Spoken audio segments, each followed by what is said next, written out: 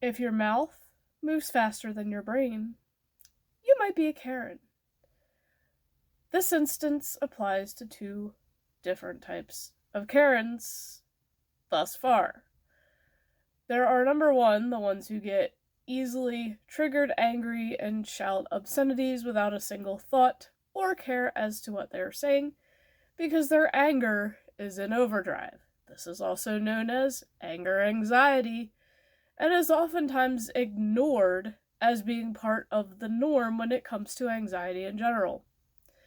Well, I'm not ignoring it as I suffer from this type of anxiety myself, and having it is the result of working so many years in retail and letting myself be taken advantage of for my kindness for way too daggone long.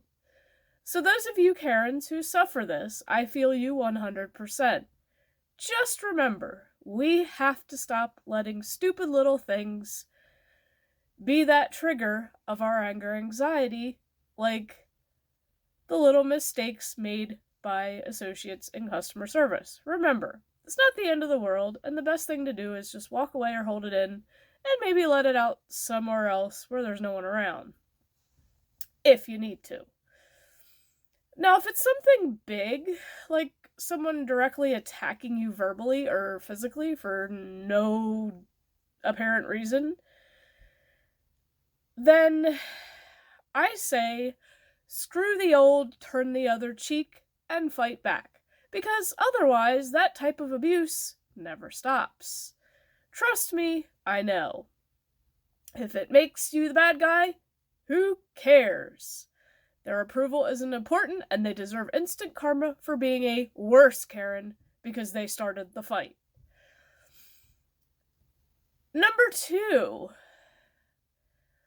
This also applies to the actual managers of any company who seem to want more done in a certain amount of time than is humanely possible with the limited staff.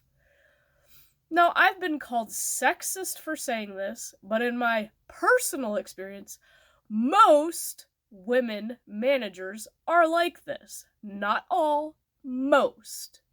That's not being sexist, that's being honest to God, truthful.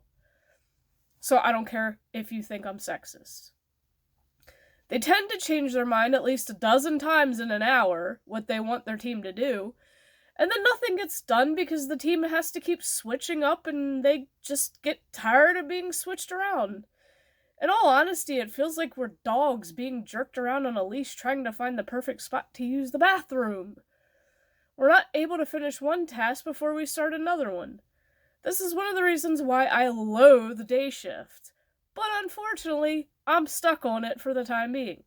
In my defense, there are women managers who aren't like this, and are usually the kind, compassionate, and understanding of how to actually prioritize tasks.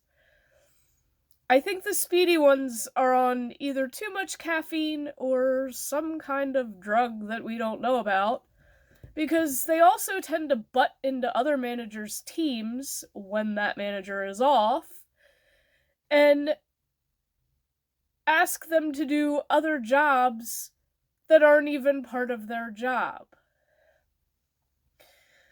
And I honestly feel like more work gets done the less managers there are in the building, unless it's the ones who actually care and will work alongside the associates.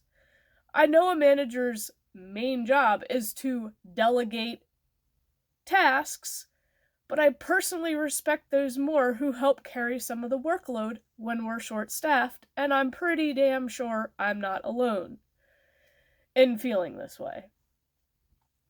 It's also a shock to hear that these speedy managers actually have a family, and it makes one wonder if they have multiple personalities and if the home personality is more humane than the one they portray at work. Unfortunately, I don't have a story to go with this instance, but I have worked very hard on not being easily triggered by the little things that bother me, and instead just laugh them off, as most times they are beyond my control anyway. Now, for the big things, I've definitely had the mouth of a sailor, which almost resulted in me getting in trouble. But in that instance, the other person had anger anxiety too. We both just needed to vent and ended up apologizing afterwards. Work is hard and extra stressful some days, and one can only hold that in for so long. So if it's something little and stupid, try to make your mind wander to a happy place like Narnia, Middle Earth, your favorite Star Wars planet, or wherever you choose to relax in your downtime. Life's too short to be a Karen and let your mouth control your brain.